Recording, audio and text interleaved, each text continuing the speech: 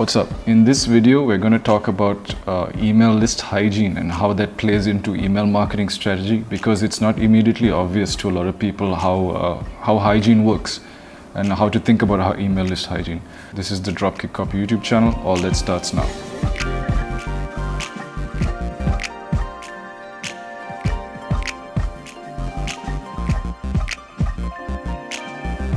So email list hygiene and email list cleaning, they're terms that are used interchangeably. In email marketing, you'll find a lot of terms that just get conflated with each other. But these things are separate, they're not the same. The best way to think about it is like in personal hygiene, you get your cleaning activities like brushing your teeth or using a Q-tip in your ears or cutting your nails and such, right?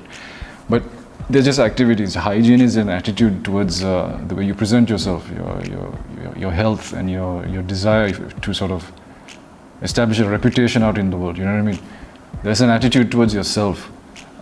So similarly, email list hygiene is an attitude towards your email list, right? And that comes from this strategy, right? What is your goal? What are the outcomes that you want from managing your list, right? So to illustrate this, I want to give you 3 examples, and it's gonna become clear once we get into this. So let's begin. So one simple strategy is open rate and click rate hygiene. Let's say, so you're trying to create a list that where the open rates are high and the click-through rates are high, right? So it's very simple. You kind of track the metrics. You find out who's opened an email within the last, let's say, 3 months. And you can go a step further and see who's not only opened an email in the last 3 months, let's say, and then also clicked the links in the last 3 months. 3 months, 6 months, whatever it is, that's a time period you can decide. 6 months is too long usually. So let's just say 3 months, the last 90 days. You find out who's actually opened the email, who's clicked the link, right?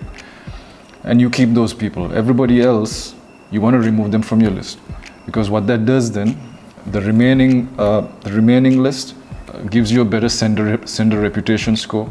So the inbox provider will see that, okay, more of this list, more often than not, people are clicking open and clicking the links. Unsubscribe rates will go down. There's less spam complaints, etc., right?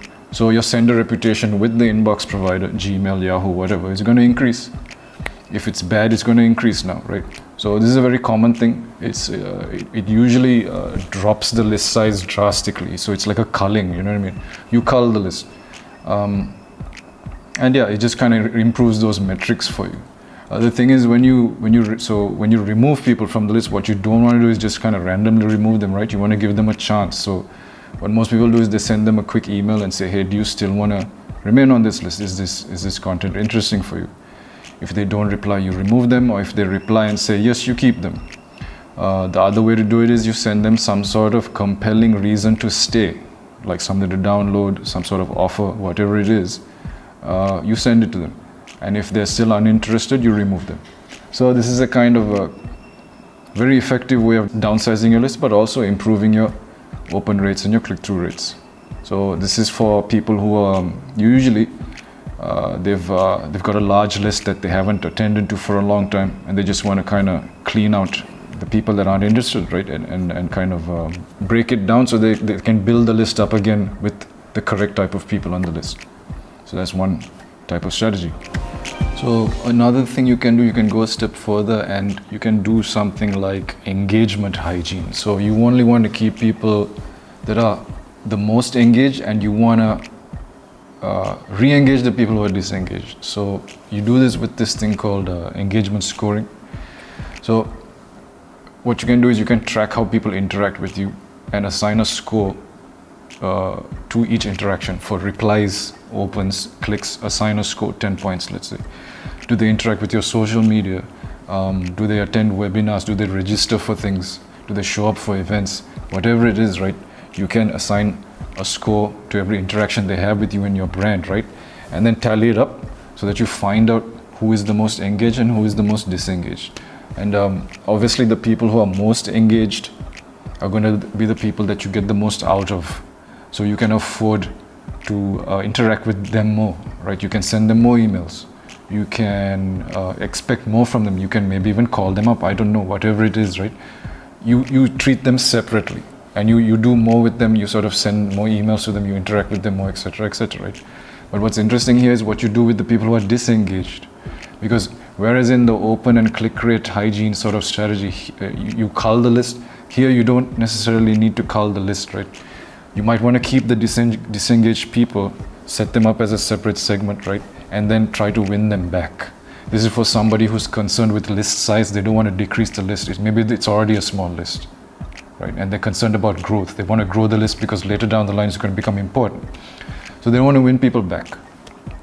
So the people with the low engagement score, you set them up as a separate segment, and you send separate email campaigns to them. Maybe you send a survey. You ask them questions like, what do you need more of? Are you not interested in this content? What can we do? Such and such, right? Or you could email them less, and then email them only seasonally, or when you have something really, really important, like a important announcement to send them, you send that to them. And what that does is, even though they're disengaged from you, you have a chance of winning them back. And because you're not sending them the same emails you send to the engaged people, their lack of interaction doesn't drop your sender reputation score. You see what I mean? And yeah, by kind of interacting with the disengaged people separately, you'll find out who are like the people who aren't actually interested at all. Those people you can remove. But there's a chance you can win some of those people back, right? So then overall, your list growth doesn't decrease or get sort of shut down because you culled a whole bunch of people. You understand what I mean? So that's engagement score hygiene, let's call it. So that's another example of email list hygiene strategy. So this strategy I call, let's say, a preference-based hygiene, or a profile-based hygiene strategy, right? So you're trying to create a list where you've got several layers of information about the subscribers already. You know what I mean? And this type of thing works well with B2B publishers. I've seen it work well with them because they've got so many types of people visiting their website and so many types of content that they can give them, and they're producing a lot of them, a lot of content, right? And they have an aggressive list growth mentality, you know what I mean? And that attracts a lot of emails which need to be kind of vetted and validated. So they're aggressive about growing their list, but at the same time they want to know more details about who's joining their list. And they also don't want to just kind of cull the list in a big way, right? So for example, let's say it's a travel website, and I'm visiting the website, right? And then I see the inbox, the text box where I need to sign up, the form, and then I sign up, right? And that takes me to a second page where there's like this kind of content preference center or content preference page, right? There is where you'd ask me stuff like, do you want to receive daily emails? Do you want to receive monthly? Right? What's the frequency of interaction you want with us? Right? Do you want the content to be about a particular subject? Like if it's travel, do you want information about the Southeast Asian region as opposed to Europe or globally? Right?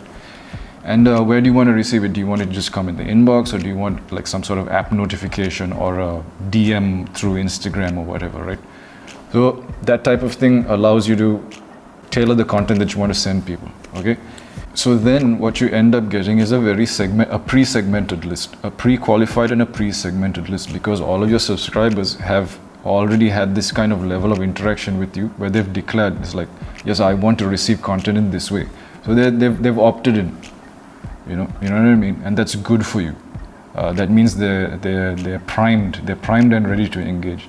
Another way they're primed is that because you've asked for a little bit more detail from them, they have, a little bit of trust and familiarity with you now, so that when you want to ask more things later, they'll be ready to disclose that information. It's not strange for them to experience you asking them for details. You know what I mean? So this is what you get is an engaged list of people that are willing to talk about their preferences and their lifestyle and their choices with you, right? Then this content preference page becomes something you can reference later, because later on If you notice someone's disengaged a little bit, you can send a message to them and say, hey, we notice you're not interacting as much. Do you want to change your content preferences? Here's the link to that page. Go change the settings if you want. That then allows you to modify the frequency with which you reach them. Disengagement doesn't affect your send your reputation score. Stuff like that, it works in your benefit, right? And then if they don't update their preferences, you can gradually sunset them and tell them, maybe you need to unsubscribe from the list if this is not helpful for you. That's fine to do that, right? You'd prefer a cleaner list than, without a cleaner list that doesn't include them, right? So yeah, this is the other way of using cleaning activities and list hygiene in a strategy, right, for you. It just depends on your business model, or whatever you're trying to accomplish, right, with this list. So that's basically it. Three quick examples of how hygiene can fit into an overall strategy for your email list and overall attitude towards your email list, right? If you need help doing this stuff, though, reach out to us. We're Dropkick Copy. We do this for a living. You know what it is. If you want to check out testimonials, there's a link in the description. Check us out. There's people maybe like yourself. You can watch a video of them talking about how we help them. You know what I mean? Since you're on YouTube right now. Yeah, that's about it. Press like, press subscribe, stay in touch with us, and drop a comment if there's anything else you want to know. We'd love to hear from you. That's it. Take it easy.